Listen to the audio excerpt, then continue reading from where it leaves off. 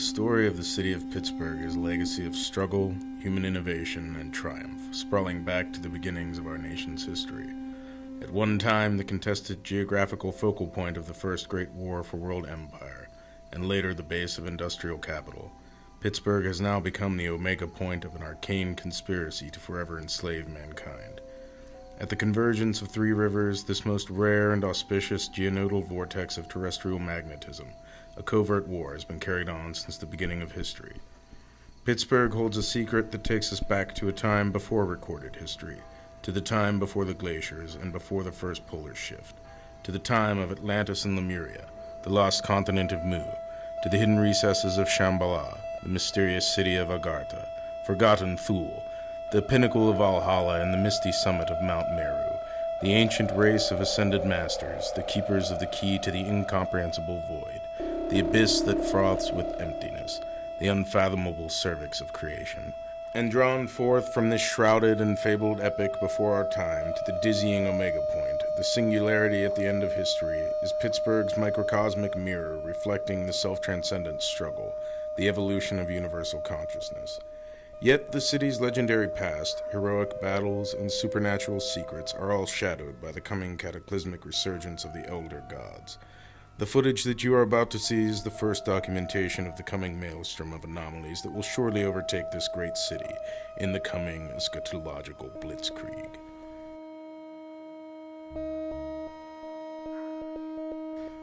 This footage was captured by Thomas Yarmosky on the north side of Pittsburgh on September 20th, 2005, during a visit to the park with his two granddaughters. Their carefree evening was soon interrupted when in the park appeared an unusual creature. The footage clearly shows a large, upright, ape-like man covered with hair from head to toe. Thomas followed the creature with his camera to the edge of the park, where the creature ran across the street and disappeared through the door of the Garden Theater, Pittsburgh's notorious pornographic movie theater. I was over there watching my granddaughter playing softball there, and I was taking with the camera taking pictures, and I saw this black thing run by me. It looked like Bigfoot, and Bigfoot ran over into the Garden Theater there, and that's a porn theater. I don't know why he would go in there. Most men in there like to be jerked off when they're in there, so maybe he went in there to jerk a few up. Those men like being jerked off by the Bigfoot in that theater. That's where he ran into. When he came out of the theater, his fur was all matted down, like somebody jerked all over him or something when he came out there. It had some white stuff on him or something. The Garden Theater is one of the oldest movie theaters in Pittsburgh and is the city's only remaining pornographic theater. Before its conversion to a venue for pornographic films, the Garden was a beautiful classic theater connected to one of Pittsburgh's oldest and most prestigious Masonic lodges. The question on everyone's mind, even more bewildering than the presence of the Sasquatch itself, is why it would seek refuge in an X-rated movie theater. We went to the theater looking for answers, hoping we could speak to the management, but we couldn't get through the front door. Some of the locals had differing opinions about what the creature was and why it entered the theater. Yeah, I've seen Bigfoot on the north side a whole bunch of times. Well, some people say he come from inside the hollow earth. Though we don't know. All we do is just wait for him to come every night. See if we can catch him. I seen Bigfoot at the park, and he really scared me. My cousin is in the Shriners, and I didn't know there was any Sasquatches in the Shriners. I have the cast of cum that was on the floor, and I made a print of it, and I have it in my trunk of my car. I will show you. Nobody believes I have it, but I do have it. Oh, here it is. Look at that. That's the biggest cum I ever saw. Big cum, all over the place. And he was all over the theater with this. And I got it in a puddle by the seats. And don't spit it out, swallow it. They said Bigfoot going around jacking people's dicks away. I don't know what the hell going on, though we got to find out. Bigfoot ripped somebody's dick off, you know, he's using it for himself now. Never had an erotic encounter with Bigfoot. Because most of the Bigfoot pictures that I see, they have boobs. It's the sound of a Sasquatch.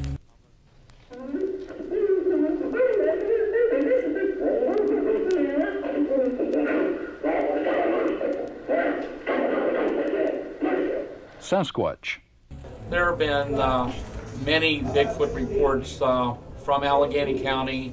There were quite a lot of reports in the 1970s, such as they were here in Westmoreland County at the time. Back in '73, we had a major outbreak of Bigfoot sightings going on in western Pennsylvania.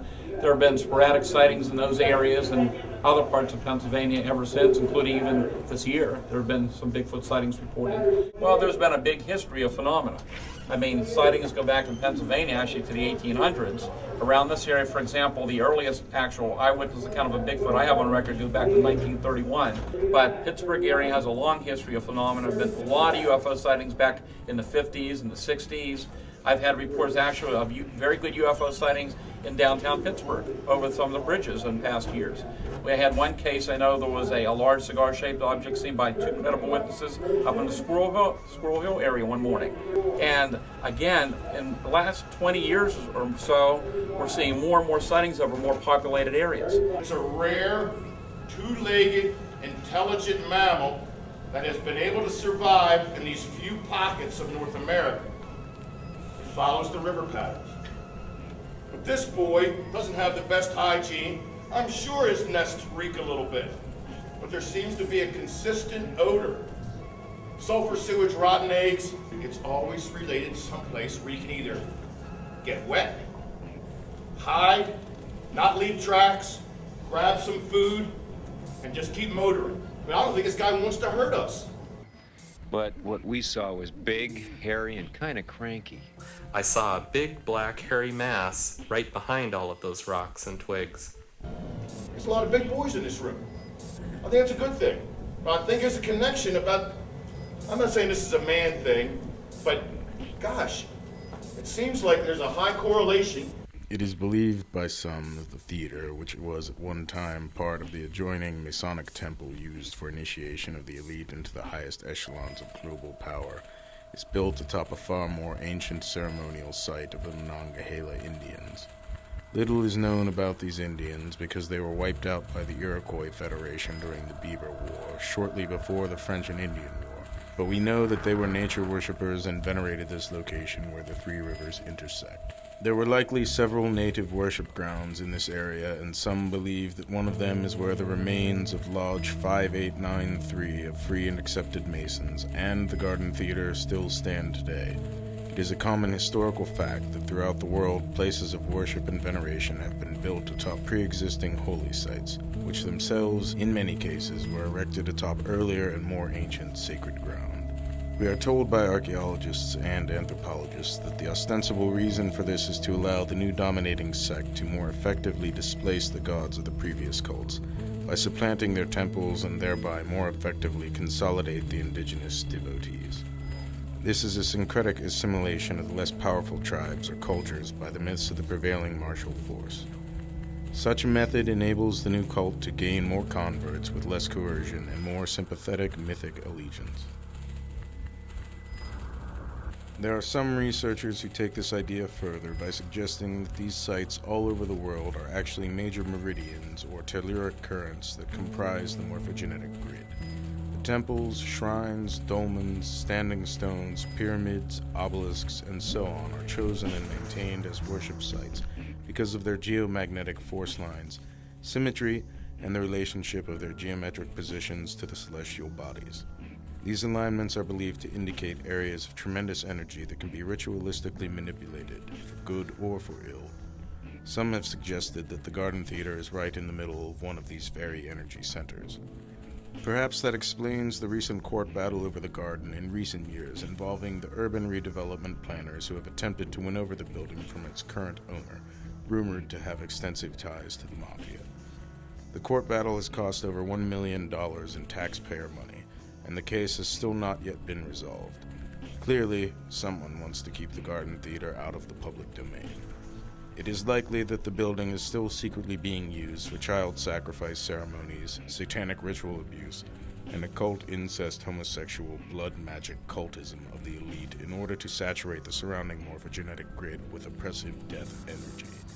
Information from an inside source has indicated that the Garden Theater is connected by a large series of underground passageways to the ultra-elite Duquesne Club downtown.